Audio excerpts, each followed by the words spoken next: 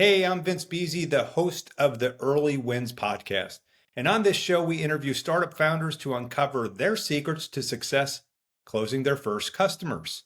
During this 10-minute, three-question episode, you'll gain insights and lessons to help you land deals, find market fit, and chart your path to scalability. Our guest today is Chris Sachse, the founder and CEO at NetCov. Welcome to the show, Chris. Did I hit it okay? Did I say your name right? Nailed it. Thanks, Vince. Awesome. Well, tell our audience what you're up to these days. Yeah, so these days, NetCov is a managed service company. We serve financial institutions, architecture, engineering firms, CMMC firms nationwide. I started my company 15 years ago, ThinkStack, and then just recently merged with NetCov and then became CEO of NetCov. So it's been an exciting last 8 months now that I've been part of that team. But overall, it's been an exciting 15 years. Yeah, that's awesome. Congratulations. So as a founder, when you start a startup, you've kind of lead sales efforts in the beginning. Is there a memorable Always and still. and still, right? Is there a memorable win from back in the day that you can recall? Yeah, absolutely. I think the first big win when I started the company, going out and starting your first company is obviously a big risk. In fact, I remember I had just gotten engaged and my wife thought I was nuts. And so Going we, wrong. no, and so we really needed to obviously get some revenue. And so I went out, and what I did was start an advisory board. So we found three prospects essentially, and I asked them, I said, "Hey, I'm building this company and I'm creating services to serve your industry. Would you be interested in being a part of my advisory board to help tune and build and participate in the creation of our services? And as part of that, we will give you these services for a discounted rate, but you're going to help me design the future services, have influence over that." And they all jumped at that opportunity because really there wasn't a great service for their industry. There wasn't a great service out there that they felt was checking all of their boxes. And so they came on board and did that. And then not only did I get revenue to, help build the business and get three clients, but then I had three advocates who started to go out there and really be our champion and help close additional business. So that was the key to success in the beginning. I'm curious, when you were forming this advisory board, did you have an idea that these folks really needed and wanted this service, or was this your thesis and you're like trying to figure it out? I'll tell you the biggest thing, and Vince, it's been the key to my success the whole time, has been vertical focus. And so yeah, I started the company with a desire to focus on credit unions, and that vertical focus was absolutely the key to our success in many ways, particularly as a small organization. Being able to plant the flag and build expertise and penetrate that market very deeply was critical. We were able to meet all of the various different vendors that serve that market. We were able to become educators in that market and just build tentacles and networks within one vertical. And it was really the key to our sales and marketing success early on. Didn't spread ourselves too thin. And I'll tell you, when we went to market and ultimately sold this year, that was the single biggest thing that drove our value to where we ultimately got. So it's done a tremendous amount for our organization. Yeah, I think it's still today, verticalization is one of the smartest go-to-market strategies because, to your point, it keeps you focused, right? You've got your North Star and you build up so much credibility when you focus on specific verticals as you land them. So your first deals, what were some of the mistakes you made and the challenges you had to come up against? And what did you do to kind of correct those things? I'm sure You you know, made mistakes. I'm just assuming. Maybe you didn't. oh no, we made so many events it was difficult to find Let's narrow them down. them. But I think, and and it's funny because I've done a few startup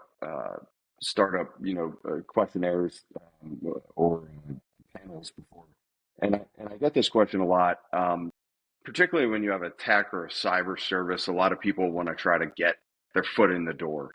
And we did the same thing. And so one of the things that we did was we offered free assessments in the beginning. And it opened a lot of doors, tremendous amount of doors. But in retrospect, it was a terrible mistake. And I really regret ever doing that. And the biggest reason for that is people didn't value the work product at all. And it didn't put decision makers ultimately in the room. When people saw free assessment or free, sometimes we would do different various small things for free, open this door, but it would put lower level folks in the room with you, and they would have high expectations for what they were getting, but not be willing to participate at the level that we would need them to participate to deliver the quality deliverable that we would want. Or if we did deliver a quality deliverable, it was going to a person who wasn't a decision maker in the organization.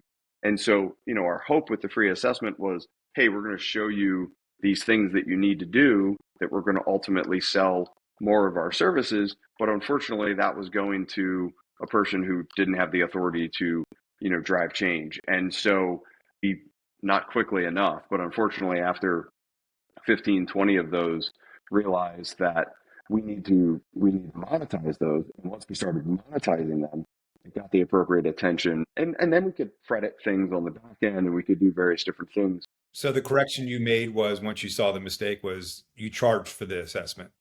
Yeah, we started charging for it. And then if they bought services, we would give them a credit towards, turn up fees or various other ways to do that. But yeah, as soon as we charged for it, all of a sudden it got the CFO's attention or the Isn't CEO's it amazing attention. what the word free attracts? It is. Yep. Got the value it deserved. It's like when you get that free offer to come look at this condo or this vacation place and all that stuff. It's like, I assume 99 out of 100 people just go in there to get that free whatever it is, and one person actually accepts it. So maybe it works for some industries, but certainly for your service industry, it eats up too much resource, right? And it wasn't 100%, it wasn't a failure rate, but it wasn't the success rate that we expected, and certainly not for the level of effort that we put in for it. Exactly. So more broadly, what's kind of a thing or a couple of things you would offer other founders out there that are going through this early stage journey right now? The one we talked about early on was that verticalization. I think that is key for many reasons. It's funny because I hear people go, "Oh, I don't want to put all my eggs in that basket," and it's like, listen, you're going to spread yourself way too thin. You can make yourself an expert in one vertical, penetrate that vertical, then go repeat it in other verticals, create a proof of concept in one vertical. So I think verticalization is a fantastic idea, especially early on. You can build wins, you can penetrate way easier, particularly if you're trying to get into big organizations. If you're trying to get into the enterprise, you're going to have way more success if you verticalize than if you try to go just pick the Fortune 500. I think the other thing, and this is where so many people fall short, especially if you're in some type of tech, any type of tech, which most people are these days, is selling on the human outcome of what it is that you're doing. Stop talking about features and functions. Don't talk about it. And it's easy to say, strategy. People think when they say, oh, this helps you with your strategic plan. No, physically sit down and talk about the human outcome. And also make sure you're talking to the right person. The tech person probably isn't the right person. We used to do a thing, Vince, called couples counseling. And we would actually sit the CEO and the CIO in the room, and we would do a session where we just taught them how to speak to each other, because they were speaking completely different languages, but ultimately, very commonly, wanted the same things. And so a lot of times it was just, hey, the CEO wanted this out of the tech, and it was probably nimbleness, and it was the ability to grow fast. And the IT team wanted the same thing, but they just weren't speaking the same language, or they weren't asking for it at the same time. And so make sure when you're communicating, whether it's your marketing materials, your sales pitch, that you're talking to all of the audiences. Because guess what? You got to sell to the tech folks, you got to sell to the cyber folks, but you also have to sell to the CEO and whatever product you're selling to in the organization. So think about that human outcome, think about that human experience that you're touching, sell the emotional side of it through an educational way, but then also make sure you're doing it. Don't give a sales pitch. Nobody wants a sales pitch. Give something that is educational. Give them a leave behind. Let them feel like you taught them something. And if you taught them something, then they're going to come back to you. I always tell my sales guys, I said, it's the anti-sales method, right? Imagine that you're out, and if you are out at the bar and you seem like the person who's desperate to find a date, you're never going to find a date. So act like the confident person who's out there that's just teaching something and you're walking away. That's going to attract the client. And so that's how you have to be.